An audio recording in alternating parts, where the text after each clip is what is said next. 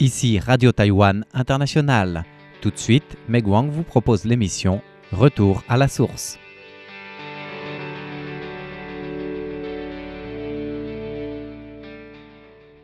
Aujourd'hui, un modèle de l'économie circulaire associé à la culture de racines de lotus avec Yang Zhikai qui vient de décrocher le 3e prix national de l'expert agricole.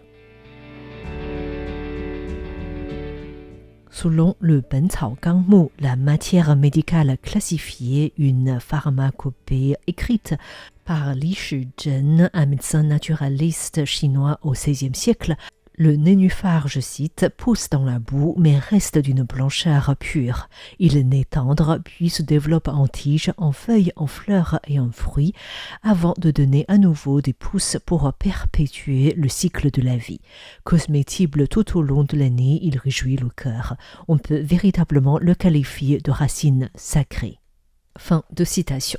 En fait, cette racine sacrée est largement consommée dans le monde chinois, comprenant Taïwan, mais également en Inde et au Japon. Et selon la médecine chinoise, les fibres contenues dans ces racines favorisent l'élimination rapide des déchets de l'organisme et purifient le sang.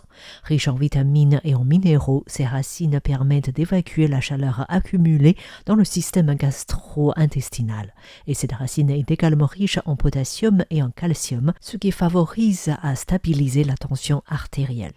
Taïwan produit environ 7 à 8 000 tonnes de racines de lotus, essentiellement dans le sud-ouest de l'île chaque année. Des espèces différentes sont cultivées pour des consommations différentes en soupe, en légumes sautés ou encore en poudre. Yang Zhikai n'est pas un agriculteur typique comme l'on peut imaginer. Il ne descend pas tout le temps dans les champs. Il se consacre depuis de nombreuses années à l'agriculture circulaire. Il ne se contente pas de cultiver des racines de lotus, il s'est surtout lancé dans la valorisation des déchets agricoles en créant la ferme Qiushile. Grâce aux vers de terre qui décomposent les déchets organiques pour les transformer en engrais organiques de haute qualité, Yang Zhikai réduit l'utilisation d'engrais chimiques et diminue les coûts de production agricole. Cela en considérant surtout que les déchets liés au lotus cultivés dans l'eau sont particulièrement humides, ce qui n'est pas forcément optimal pour l'incinération. Yang Zhikai, avec sa ferme de vers de terre, permet ainsi à des ressources autrefois considérées comme des déchets de retourner à la terre, créant ainsi un système circulaire respectueux de l'environnement.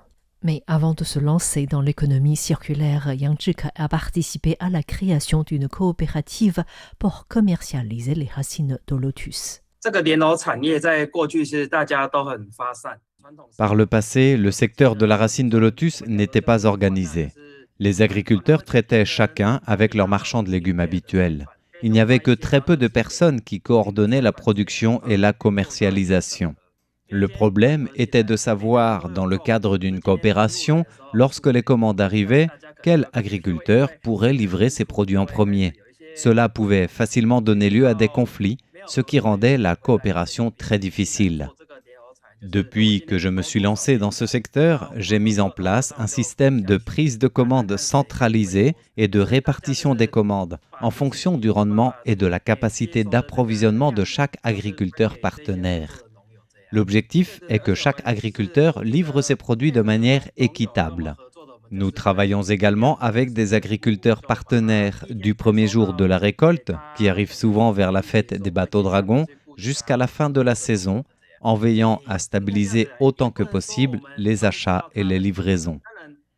Plus la durée de la culture des lotus est longue, plus leur teneur en amidon est élevée et plus leur texture est molle.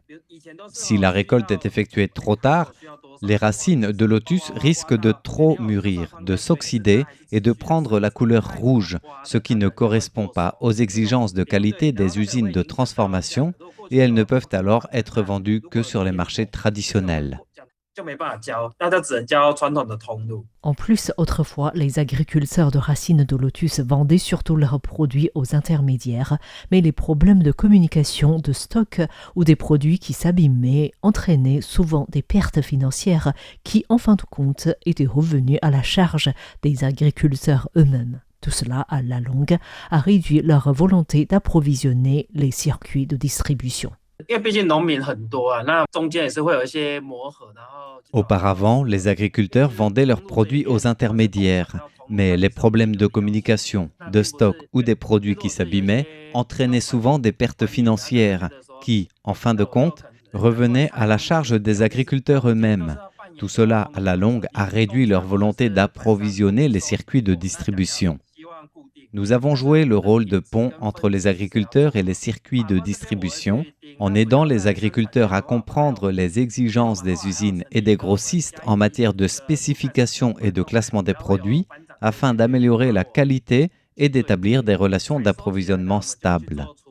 Nous avons également créé le groupe de production et de commercialisation de légumes de Minxiong à Chiayi, dont le responsable surveille la mise en relation avec les acheteurs et aussi le classement des produits récoltés. Nous avons aussi délibérément évité les marchés traditionnels pour nous concentrer sur le développement de marchés émergents, tels que les marchés qui exigent la traçabilité de la production et de la commercialisation, ainsi que la transformation des racines de lotus. Au début, certains jeunes agriculteurs craignaient une concurrence entre eux, mais après discussion, il s'est avéré que ces nouveaux marchés n'affectaient pas les circuits traditionnels. Au contraire, ils ont ouvert de nouveaux débouchés pour les lotus. Traditionnellement, les Taïwanais achètent des racines de lotus dans leur marché qui sont vendues par terre recouverts de boue. C'est un signe de fraîcheur de produit, mais également c'est pour réduire le coût de la manœuvre. Mais avec l'arrivée des grandes surfaces, de moins en moins de familles jeunes font leurs achats au marché traditionnel. Yang Zhikai s'est ainsi lancé dans des produits qui répondent plus à la société actuelle. Outre les produits coupés, nous nous sommes également consacrés ces dernières années au développement de produits alimentaires transformés à base de racines de lotus. Comme de nombreuses personnes aiment manger la racine de lotus mais ne savent pas comment la cuisiner, nous avons lancé des produits prêts à consommer ou faciles à préparer, comme des racines prédécoupées, afin de permettre aux consommateurs de les cuisiner plus facilement. Nous avons récemment mis au point un kimchi de racines de lotus dont la principale particularité est qu'il se conserve à température ambiante. Il n'y a pas besoin de le conserver au réfrigérateur. Certes, il faut un travail de stérilisation en usine, mais un produit à température ambiante est plus pratique à vendre et à transporter. C'est un côté avantageux sur le plan commercial, que ce soit sur les étals de marché ou dans les circuits de distribution. En plus de la racine de lotus, une autre activité principale de Yang Zhikai est l'économie circulaire, avec notamment les vers de terre. J'étais militaire de carrière et je me suis lancé dans l'agriculture après avoir quitté l'armée. C'était un moment où le gouvernement promouvait le programme Innovation industrielle 5+2, qui incluait notamment la nouvelle agriculture et l'économie circulaire. J'ai donc décidé de m'orienter vers l'agriculture circulaire.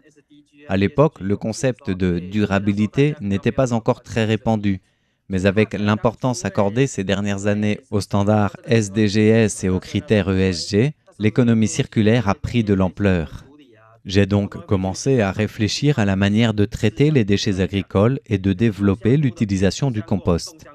Par exemple, les sacs de substrat pour la culture des pleurotes doivent être remplacés tous les mois environ, ce qui génère une grande quantité de déchets.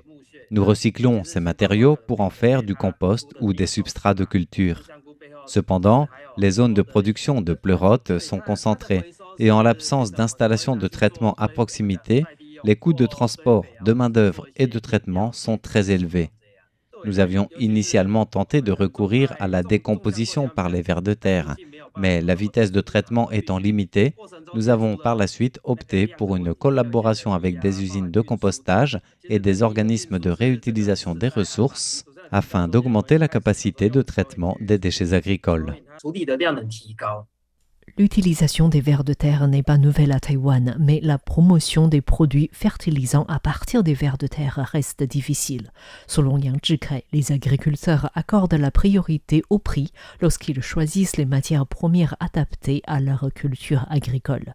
Ils privilégient ainsi les matières bénéficiant d'une aide publique, comme l'engrais organique, pour lequel une aide de $2 taïwanais par kilogramme est accordée. Il faut ainsi beaucoup de communication avec les agriculteurs pour qu'ils utilisent les fertilisants produits par les vers de terre. À Taïwan, les méthodes courantes de traitement des déchets organiques reposent principalement sur les vers de terre et les mouches soldats noirs.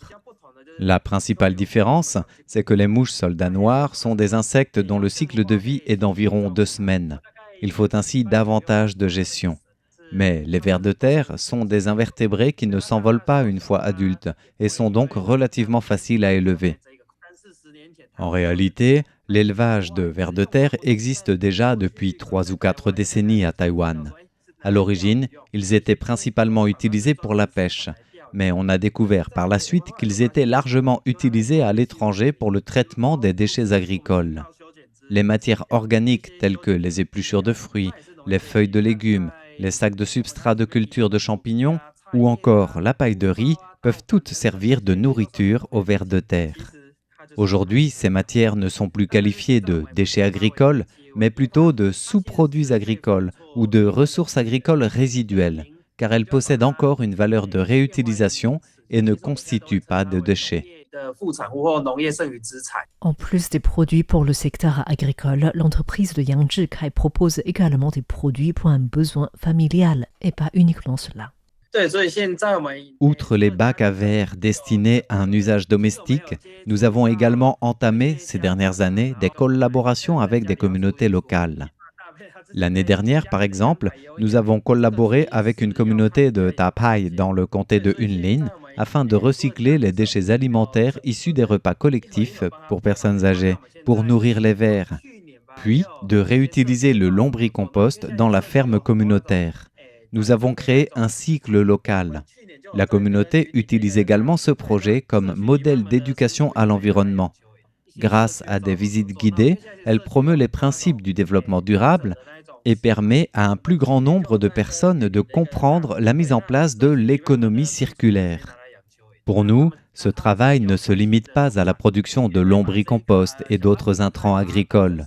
Nous souhaitons surtout promouvoir l'éducation à l'environnement et les concepts de développement durable à travers des exemples concrets.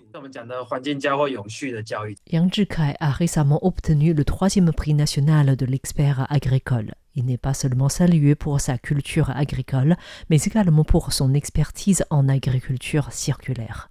Pour bien faire son travail, Yang Zhikai a obtenu une certification professionnelle britannique qui signifie retour social sur investissement, contrairement au retour sur investissement classique qui ne prend en compte que les gains financiers. Il s'agit d'une approche qui utilise une méthodologie permettant de quantifier la valeur créée sur les plans environnemental, social et de la durabilité afin de présenter les résultats sous forme de données. La communication avec les parties prenantes est ici primordiale. Pour lui, cette communication ne s'agit pas seulement de coordonner les efforts avec les partenaires tels que les agriculteurs ou les usines de transformation, mais aussi de comprendre en profondeur leurs besoins réels afin d'identifier la source du problème. Et c'est un modèle qui peut être utilisé pour différentes cultures. Merci à tous d'avoir suivi Retour à la source de cette semaine. C'était Meg Wang pour RTI.